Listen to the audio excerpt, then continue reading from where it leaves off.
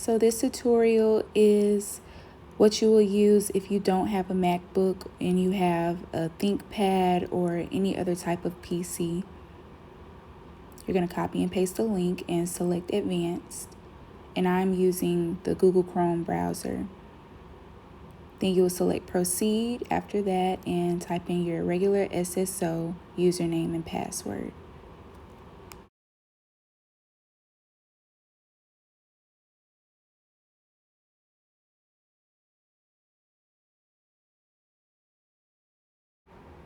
After you log in, you will select Web Print on the sidebar and then Submit a Job. Upload documents,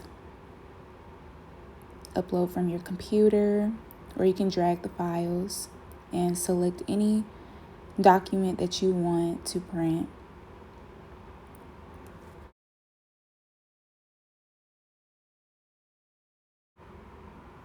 After selecting your document, you're going to select Upload and Complete. And then that's pretty much it. You can log out when you're done.